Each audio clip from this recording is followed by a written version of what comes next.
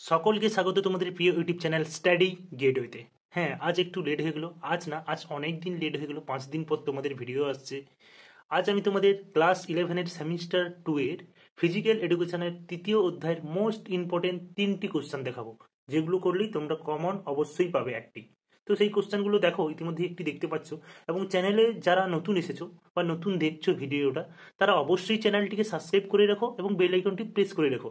এখানে মূলত class 11, class 10, 12, 10, 11, 12 এই 3টি ক্লাসের ফ্রিতে অনলাইন ক্লাস করানো হয়, যেগুলো সাজেস্টিভ ভিত্তিক, সাজেশন ভিত্তিক এবং অধ্যায় ভিত্তিক ক্লাস হয় ইতিহাস এবং শারীরশিক্ষার বিষয়ে। ইতিহাসটা 10, 11, 12 এবং শারীরশিক্ষাটা ক্লাস 11, 12-এর একদম ফ্রিতে অনলাইন ক্লাস উত্তর সহ হয়। তোমরা দেখতেই পাচ্ছ, একদম হার্ড কপি আমার কাছেই আছে। যারা নতুন আছো অবশ্যই চ্যানেলটিকে সাবস্ক্রাইব করো, শেয়ার করো বন্ধু বান্ধবদের মাধ্যমে। এবং দেখো, আজ আমি তোমাদের জন্য যে কোশ্চেনগুলো রেখেছি সেটা দেখো, তোমাদের তৃতীয় অধ্যায় থেকে, মানে শারীরিক বৈজ্ঞানিক পদ্ধতির যে অধ্যায়টা রয়েছে সেখান থেকে দেখো। প্রথম যে কোশ্চেনটা রেখেছি সেটা দেখো, ব্যায়াম কাকে বলে? অ্যারোবিক্স ব্যায়াম ও অ্যানারোবিক্স ব্যায়াম কাকে বলে? এর উপকারিতাগুলি কি? এই উত্তর তোমরা কোথায় পাবে? কোথাও পাবে না। কত সুন্দরভাবে একদম আমার নিজের লেখা। তোমরা দেখো, তোমাদের বই থেকেই ভিন্ন উত্তর। তো দেখো, প্রথম একটা পয়েন্ট দিলে উত্তর স্টার্ট করলে সেখানে লাগবে ব্যায়াম কাকে বলে। ব্যায়াম হলো শরীর ও মনকে সুস্থ ও শক্তিশালী রাখার জন্য বিশেষ ধরনের শারীরিক কার্যকলাপ। এটি শারীরিক স্বাস্থ্য উন্নতি করতে, শক্তি বাড়াতে এবং শরীরের বিভিন্ন অঙ্গ প্রত্যঙ্গের কার্যক্ষমতা বাড়াতে সাহায্য করে।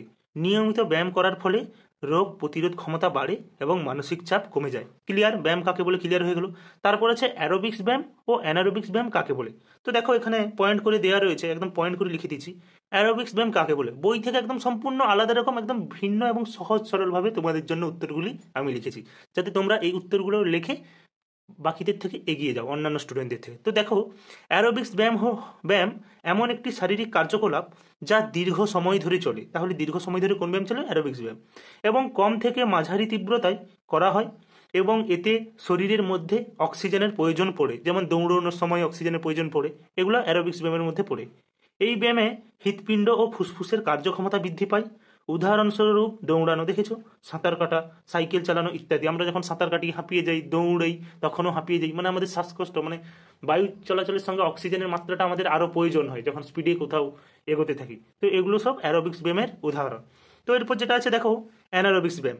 অ্যানারোবিক্স ব্যায়াম কি না? অ্যানারোবিক্স ব্যায়াম হলো এমন একটি শারীরিক কার্যকলাপ যা শরীরের মধ্যে অক্সিজেনের অভাবে বা সীমিত অক্সিজেনের উপস্থিতিতে সম্পূর্ণ হয়, কম অক্সিজেনের অভাবেও। এই ব্যায়ামগুলি দ্রুত শক্তি উৎপন্ন করতে সাহায্য করে এবং সাধারণত উচ্চ তীব্রতার হয়। উদাহরণস্বরূপ ভর উত্তোলন। ভর উত্তোলন মানে জানো তো কোনটা? যেগুলো ওই যে ওয়েট লিফটিং বলে না, ওটাকে ভর উত্তোলন বলে। স্প্রিন্টিং, ওজন প্রশিক্ষণ ইত্যাদি, মানে যেগুলো ওয়েট করে স্প্রিন্টিং, মানে পায়ের পেশি যেগুলো বাড়ানো যায়, মানে ডাম্বেল নিয়ে যেগুলাতে জিমে সবাই প্র্যাকটিস করে, সেগুলো হলো মানে কি বলবো, অক্সিজেনের অভাবে, মানে কম উপস্থিতিতেও করা যায়, সেগুলোকে অ্যানারোবিক্স ব্যায়াম বলে।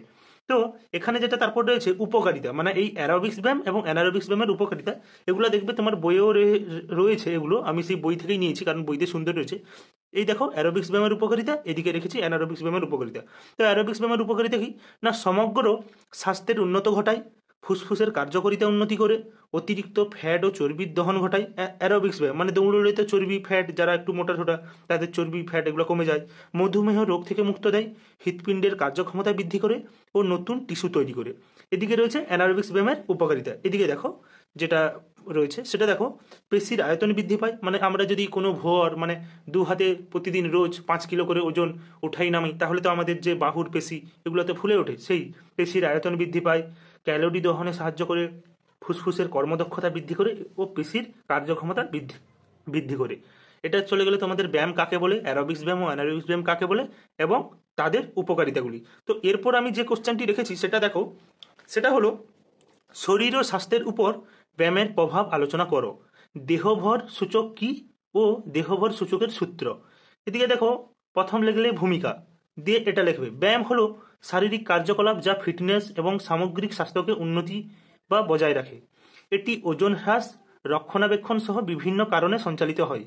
বৃদ্ধি ও শক্তি উন্নতি করতে, পেশি ও কার্ডিওভাস্কুলার সিস্টেমের বিকাশ, আঘাত প্রতিরোধ, অ্যাথলিটদের দক্ষতা উন্নতি করতে, স্বাস্থ্য উন্নতি করতে, সুস্থতার পাশাপাশি মানসিক স্বাস্থ্যের উন্নতির জন্য ব্যায়াম অপরিহার্য একটি বিষয়। তো ব্যায়ামের সম্বন্ধে আমাদের একটা ভূমিকা দিয়ে দিলাম, এটা লিখলেই বেশি নাম্বার পাওয়া যায়। তো এদিকে দেখো স্বাস্থ্যের উপর ব্যায়ামের প্রভাব, মানে ব্যায়াম স্বাস্থ্যের উপর কী প্রভাব ফেলে সেটা দেখো তোমাদের টেক্সট বইও পেয়ে যাবে 197 পৃষ্ঠার, সেখান থেকে তোমরা লিখতে পারো, এটা আমার নিজের লেখা।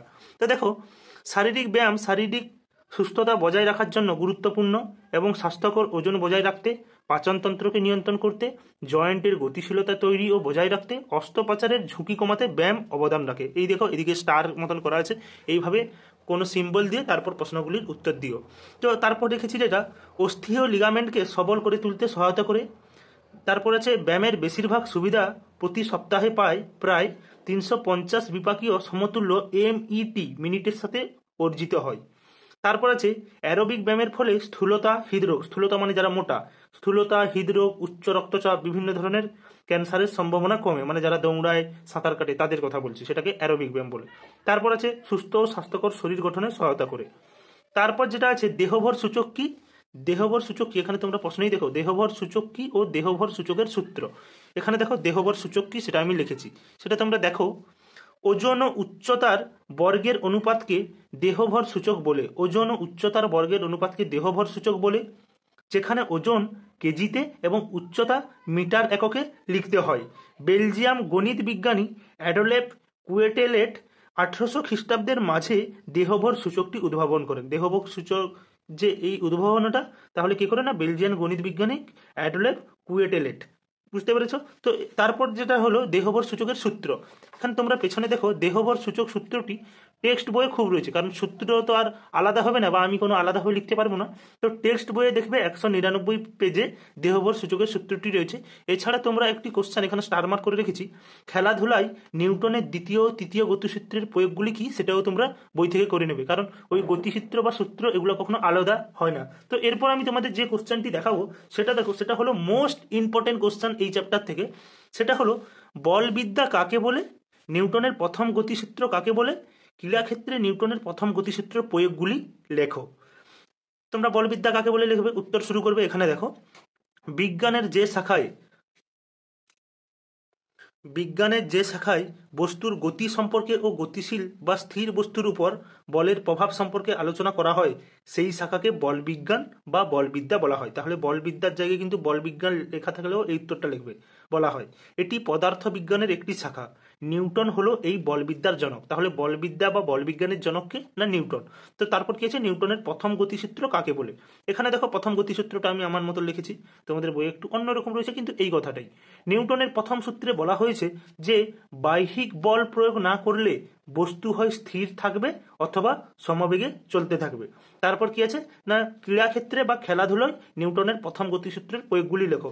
ক্রীড়াক্ষেত্রে নিউটনের প্রথম গতিসূত্রের যে প্রয়োগ তোমাদের টেক্সট বইয়ের 201 নম্বর পেজে তোমরা পেয়ে যাবে, বুঝতে পেরেছো? টেক্সট বই থেকে এটা করে নেবে, কারণ এটার কোনো ডিফারেন্স উত্তর হয় না, সূত্র বা প্রয়োগ যে কোনো একই জিনিসই থাকে। তো তোমরা এটা টেক্সট বই থেকে করে নেবে। এই গেল তোমাদের তাহলে মোস্ট ইম্পর্টেন্ট কোশ্চেনগুলো। কি কি কোশ্চেন না ব্যায়াম কাকে বলে, অ্যারোবিক ব্যায়াম ও অ্যানারোবিক ব্যায়াম কাকে বলে, এর উপকারিতাগুলি কি। তারপর থাকলো শরীর ও স্বাস্থ্যের উপর ব্যায়ামের প্রভাব আলোচনা করো, দেহবর সূচক কি ও দেহবর সূচকের সূত্র কি। এই গেল তোমাদের কোশ্চেন। তারপর মোস্ট ইম্পর্টেন্ট এখান থেকে যে কোশ্চেনটা সেটা হলো বলবিদ্যা বা বলবিজ্ঞান কাকে বলে, নিউটনের প্রথম গতিসূত্র কাকে বলে, ক্রীড়াক্ষেত্রে নিউটনের প্রথম প্রয়োগ প্রয়োগগুলো কি। এছাড়াও তোমরা এক্সট্রা হিসেবে এই কোশ্চেনটা করেই রাখবে, নিউটনের কোশ্চেন একটা আসতেই পারে এখান থেকে, যে খেলাধুলায় নিউটনের দ্বিতীয় ও তৃতীয় গতিসূত্রের প্রয়োগগুলি লেখো।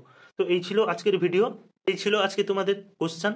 ভিডিওটি ভালো লেগে থাকলে অবশ্যই যারা নতুন তারা তো সাবস্ক্রাইব করবে এবং বেল আইকনটি প্রেস করে রাখবে।